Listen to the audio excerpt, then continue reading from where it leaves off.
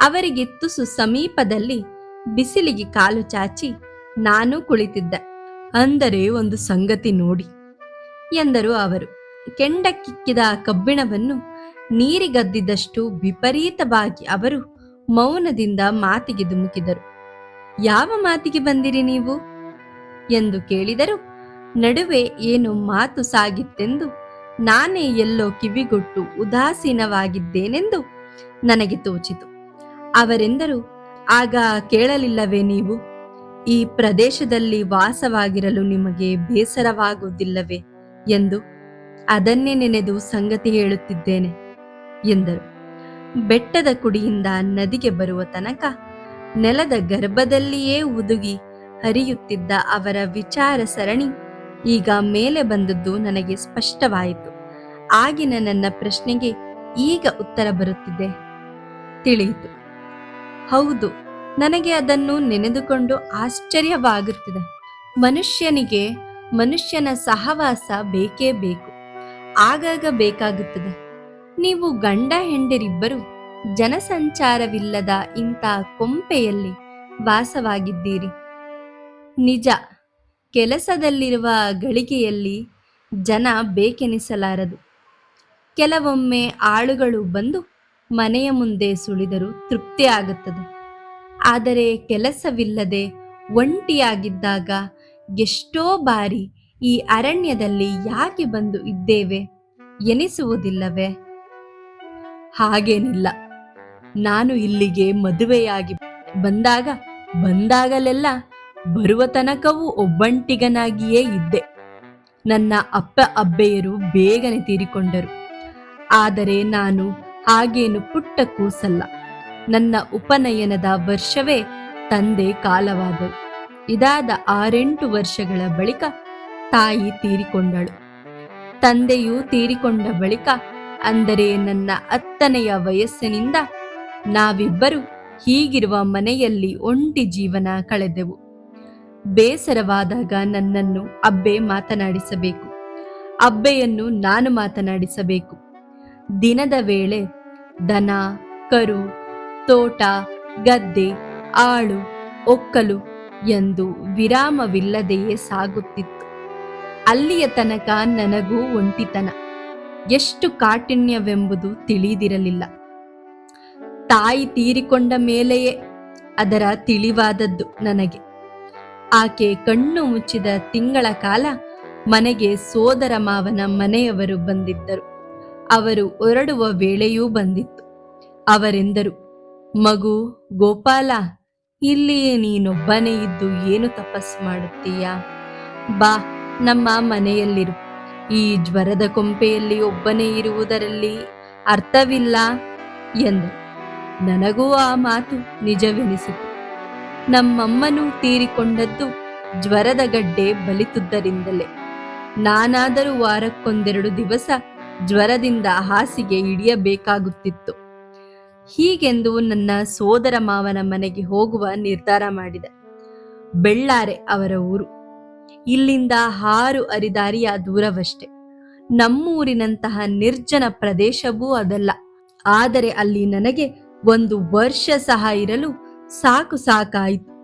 ಸೋದರ ಮಾವ ನನ್ನವರಾದರೂ ಮಾವನ ಮಡದಿ ಬೇರೆಯೇ ಕುಲದವಳು.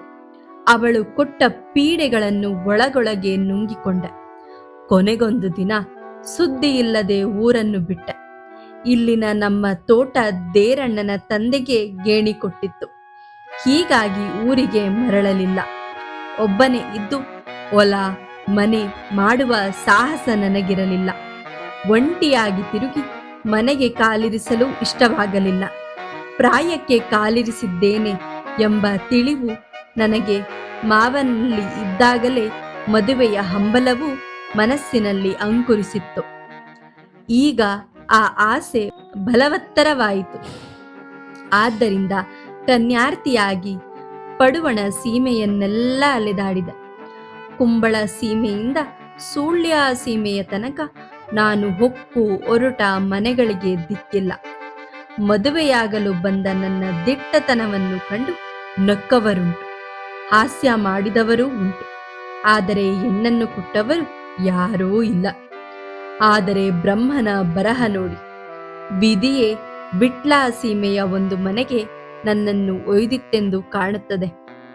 ನೆಕ್ಕರೆ ಹಿತ್ತಲು ಪರಮೇಶ್ವರ ಭಟ್ಟರು ಎಂಬವರ ಮನೆಗೆ ಹೋದೆ. ಭಟ್ಟರಿಗೊಬ್ಬಳು ಬೆಳೆದ ಮಗಳಿದ್ದಾಳೆ ಎಂಬ ಸುದ್ದಿ ನನ್ನ ಕಿವಿಗೆ ಬಿದ್ದು ನಾನಲ್ಲಿಗೆ ಹೋಗಿದ್ದೆ. ಆ ಸುದ್ದಿ ಸುಳ್ಳಾಗಲಿಲ್ಲ. ಅವರ ಸಂಸಾರ ದೊಡ್ಡದು. ಅವರಿಗೆ 8 ಮಕ್ಕಳು, ಅರೆವಾಶಿ ಹೆಣ್ಣು, ಅರೆವಾಶಿ ಗಂಡು. ಮನೆಯಲ್ಲಿ ಹೆಣ್ಣೆ ಇರಿದ್ದಾಗಿತ್ತು. ಆದರೂ ಆಕೆಗೆ ಮದುವೆಯಾಗಿರಲಿಲ್ಲ. ನಮ್ಮವರಲ್ಲಿ ತೋಟವಿಲ್ಲದವರ ಕುಟುಂಬಗಳು ಕಡಿಮೆ. ಇವರು ಅಂಥವರು. 4 ಮುಡಿ ಗದ್ದೆ ಬೇಸಾಯ ಮಾತ್ರವಿತ್ತು. ಅಂಥದ್ದರಲ್ಲೂ ಅವರು ನನ್ನನ್ನು ತಮ್ಮ ಮನೆಗೆ ಕರೆದು ಊಟ ಹಾಕಿದರು. ತಮ್ಮ ಬಡತನದಲ್ಲಿ ಎಷ್ಟು ಸನ್ಮಾನ ಮಾಡಲು ಸಾಧ್ಯವೋ ಅಷ್ಟೆಲ್ಲವನ್ನು ಮಾಡಿದರು. ಆ ಮಧ್ಯಾಹ್ನ ನಾನಲ್ಲಿಯೇ ಇದ್ದೆ.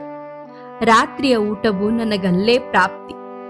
ಊಟ ಮುಗಿಸಿ ಊರ ಮಾತುಗಳಿಂದ ಕಾಲಹರಣ ಮಾಡುತ್ತಿರುವಾಗ ಭಟ್ಟರು ಸ್ವಾಭಾವಿಕವಾಗಿ ತಮ್ಮ ಸಂಸಾರದ ಸುಖ ದುಃಖಗಳನ್ನು ಹೇಳತೊಡಗಿದರು.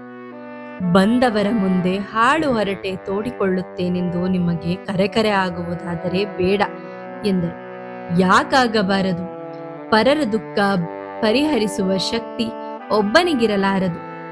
ಕೇಳುವಷ್ಟಾದರೂ ಸಹನೆ ಇರಬೇಕಲ್ಲ ಎಂದೆ ನಾನು. ಅದರಿಂದ ಧೈರ್ಯ ತಾಳಿ ಮಾತನ್ನು ಮುಂದುವರಿಸಿದರು. ನೋಡಿ, ಬಡವರಿಗೆ ಯಾವಾಗಲೂ ಮಕ್ಕಳು ಹೆಚ್ಚಿಗೆ ಎಂದು ಕಾಣುತ್ತದೆ. ಸಾಲದ್ದಕ್ಕೆ 4 ಹೆಣ್ಣು ಮಕ್ಕಳೇ. ಮಗಳೇ ಹಿರಿಯವಳು, ಇನ್ನೂ ಲಗ್ನವಾಗಿಲ್ಲ. ಬಡವರ ಮನೆಯ ಹುಡುಗಿಯನ್ನು ಯಾರೂ ಕಣ್ಣೆತ್ತಿ ನೋಡುತ್ತಾರೆ. ಅದರಲ್ಲೂ ತೋಟವಿಲ್ಲದ ಹವ್ಯಕರಿಗೆ ನಮ್ಮಲ್ಲಿ ಏನು ಮನ್ನಣೆ ಇದೆ? ಹಾಗೆ ಶಿರ್ಷಿ, ಸಿದ್ದಾಪುರಗಳಿಂದ ನೆಂಟಸ್ತಿಕೆಯನ್ನು ಆರಿಸಿಕೊಂಡು ಬಂದಿದ್ದರು. ಅಷ್ಟು ದೂರಕ್ಕೆ ಹುಡುಗಿಯನ್ನು ಕೊಟ್ಟರೆ ತಿರುಗಿ ಅವಳ ಮುಖವನ್ನು ನಾವು ನೋಡಲಿಕ್ಕೆ ಉಂಟೆ? ಅವರ ಹೆಂಡತಿಯು ಬಂದು ಅಷ್ಟರಲ್ಲಿ ಮಾತಿನಲ್ಲಿ ಸೇರಿಕೊಂಡರು. ಇದೇ ಊರಾದರೆ ಯಾವ ಮೂಲೆಗೋ ನಮ್ಮ ಮಗುವನ್ನು ಕೊಡಬಹುದು. ಕಾಯಿಲೆ ಕಸಾಲೆಯಾದರೆ ಹೋಗಿ ನೋಡಬಹುದು. ಬದಲು ಶಿರ್ಷಿಯಂತ ಊರಿಗೆ ಕೊಟ್ಟಿದ್ದಾದರೆ ತಿರುಗಿ ಕಣ್ತೆರೆದು ಕಾಣುವುದಕ್ಕಿಲ್ಲ. ಆದರೆ ನಮ್ಮ ಶಂಕರಿ ಅನ್ನುತ್ತಾಳೆ, ಶಿರ್ಷಿಯಾದರೆ ಶಿರ್ಷಿ, ನನ್ನ ಸಲುವಾಗಿ ಗೋಳನ್ನು ಕಟ್ಟಿಕೊಳ್ಳಬೇಡಿ. ಋಣ ಬರೆದಲ್ಲಿಗೆ ಹೋಗುವುದು ಹೆಮ್ಮಕ್ಕಳ ಕೆಲಸ. ಹೌದು, ನಮ್ಮ ವ್ಯತೆಯನ್ನು ಕಾಣಲಾರದೆ ಅವಳು ಹಾಗೆ ಹೇಳುತ್ತಾಳೆಂದು ಹಾಗೆ ಮಾಡಲು ನಮ್ಮದೇನು ಎತ್ತ ಕರುಳಲ್ಲವೇ? ಆ ರಾತ್ರಿಯನ್ನು ಅವರಲ್ಲೇ ಕಳೆದೆ. ನನ್ನ ಮನಸ್ಸು ಏನಾಗಿರಬಹುದೆಂದು ನೀವೇ ಯೋಚಿಸಿ. ರಾತ್ರಿ ನಾನು ಕಣ್ಣೆವೆಯನ್ನು ಬಾಡಿಸಲಿಲ್ಲ. ಅವರ ಮಗಳನ್ನು ನಾನು ನೋಡಿದ್ದೆ. ತುಂಬ ಗಟ್ಟಿಮುಟ್ಟಿನ ಹುಡುಗಿಯವಳು. ನನ್ನ ಮುಂದೆ ಅವಳ ತಾಯಿ ಊರಲ್ಲಿ ಯಾವ ಸಂದು ಮೂಲೆಗಾದರೂ ಕೊಡಬಹುದು ಎಂದುದರಿಂದ ನನ್ನ ಆಸೆ ತೆರೆಯಿತು. ನಮ್ಮ ಊರಲ್ಲಿ ಊಟಕ್ಕೆ ಬೇಕಷ್ಟು ಇದೆ.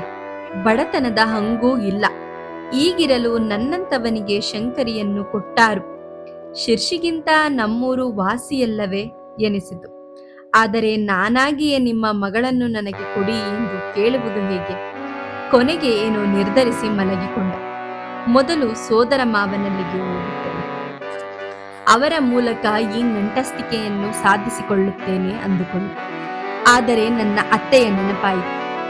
ಹಿಂದೆ ಅವಳು ಕೊಟ್ಟ ಕಷ್ಟಗಳು ಮನಸ್ಸಿಗೆ ಬಂದು ಅವರಲ್ಲಿಗೆ ಹೋಗುವುದೇ ಇಲ್ಲ ಎಂದು ಮರುದಿವಸ ಅವರ ಮನೆಯಿಂದೆದ್ದು ಹೊರಟೆ. ಹೊರಡುವ ವೇಳೆಗೆ ಭಟ್ಟರು ಹೊರಡುತ್ತೀರಾ ಎಂದು ಕೇಳಿದರು. ನಾನು ಇಲ್ಲೇ ಇರಲು ಬಂದಿದ್ದೆ, ನನಗೆ ಕುಂಬಳೆಯಲ್ಲಿ ಸ್ವಲ್ಪ ಕೆಲಸವಿದೆ ಎಂದೆ. ಅವರು ಸರಿ, ನಿಮ್ಮ ಊರ ಮನೆಯ ಸುದ್ದಿ ಹೇಳಲೇ ಇಲ್ಲವಲ್ಲ ಎಂದರು.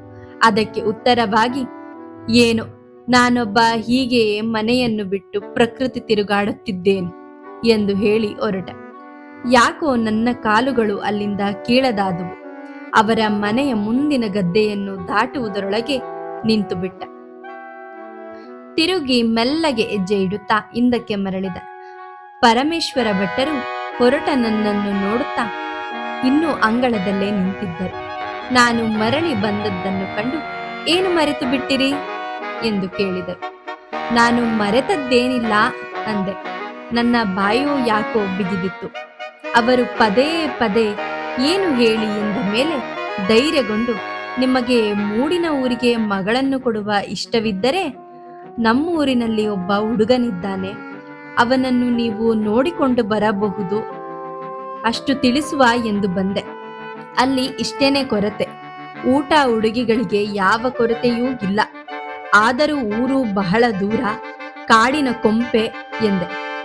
ಅವರು ಅದಕ್ಕೆ ಈ 3 ತಾಲೂಕುಗಳಲ್ಲಿ ಎಲ್ಲಾದರೂ ಸರಿಯೇ, ಸುಬ್ರಹ್ಮಣ್ಯದ ಬುಡವಾದರೂ ಸರಿಯೇ ಎಂದರು.